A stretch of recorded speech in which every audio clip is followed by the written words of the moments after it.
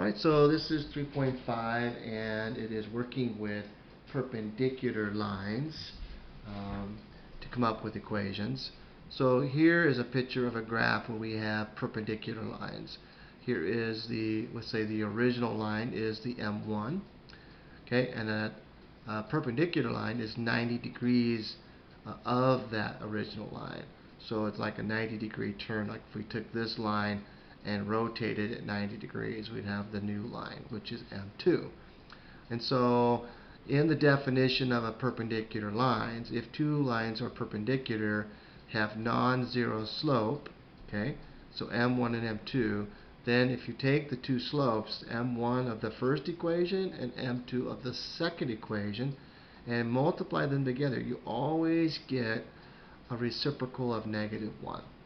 Okay, so if the two lines have slopes M1 and M2, then M1 times M2 is -1, and they are considered perpendicular lines. So let's take a look at two equations that we want to be perpendicular. So let's take a look at this equation. So let's say you have an equation of, let's say, x, oops a daisy, so x equal to -1/3 y, okay, and it's passing through the point of -1, 0. Alright, so in this case, this is still not in the form of y equal to mx plus b. We want that. That makes it easier for us to solve and have two lines that are perpendicular. So we need to take the -1/3 and move it to the other side. And since this is being multiplied by the y, we have to do its reciprocal, or dividing by -1/3. So I'm going to do the reciprocal, which will be multiplying by -3/1, because reciprocals always produce 1 when you multiply them.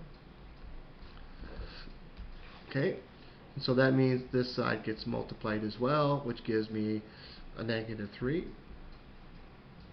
And so now my equation looks like this, -3x equal to y. And so I can just switch them around so that it's really y equal to -3x, and there is no y-intercept, so that's +0, or just 0, which is the origin, right? So the origin for this one is 0, 0. So now I have my equation, and so now I want to find a line perpendicular to this equation. So since this one is my M1, then I just need to know what my M2 is. Okay, and so M1 multiplied by M2 is always going to equal -1. So I put in the -3 that I know. I'm sorry, it's supposed to be 1. Yeah, it's -3. And then I don't know my M2. Okay, and so to find M2, I'm just going to divide both sides by -3. And so my new M2, my new slope, is 1/3. So now I know what my equation looks like so far. So my new equation so far is going to look like y equal to 1/3 x plus b. I don't know what my b is, just like before when I had parallel lines, but they did give me this extra point here that it's going to pass through. And so now I'll put that in. So 0 goes in for y, and I have 1/3 times -1 plus b.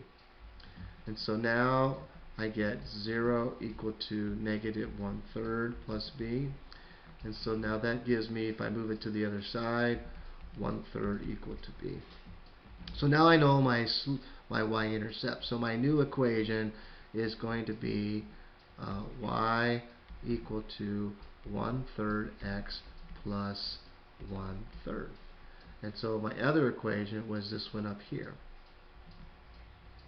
So here are my two equations. Now I'm hoping that these two lines are perpendicular, that I haven't screwed up at all. So now let's go to the calculator and put them in. So I'm going to go to my calculator, go to y equals, and clear out my equations. Okay, and so I put in the first one, which is a simple one of negative 3x.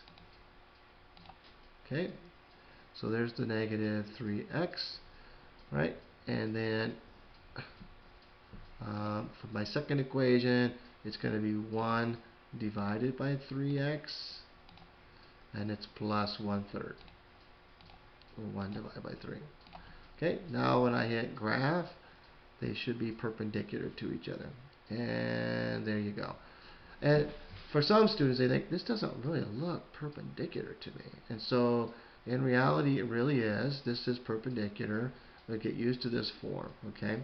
Let's do another one that is very similar to it, but not as complicated. Let's say we do 73, okay? So we'll go to 73. Okay. So, excuse me, I dropped my book. So 73 is y equal to negative 1/2 x, and that's minus 3, and it's going to pass through the point of 0, 0. Okay, so again, this is going to be my slope 1. It's always given to me. So slope 1 multiplied by slope 2 always gives me a negative reciprocal of 1. So I'm going to write in negative 1/2 times m2 equal to negative 1.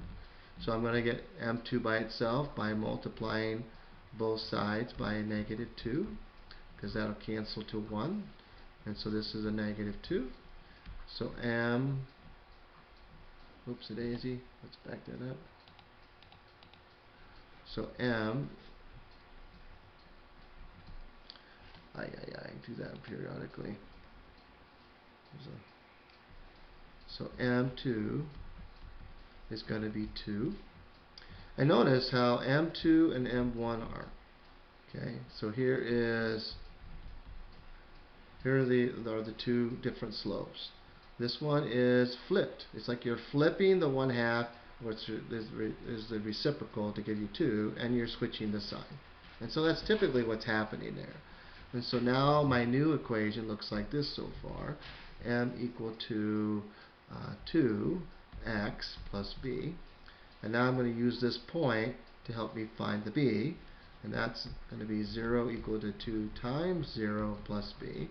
And so b is 0. So my two equations are going to be y equal to 1/2 x, negative 1/2 x plus minus 3. Okay, so minus 3.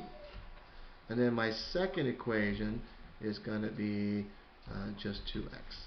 So those should be perpendicular. So let's go to the graph and graph it. Okay, and let's see here. My first one is negative 1 divided by 2x, and it's minus 3.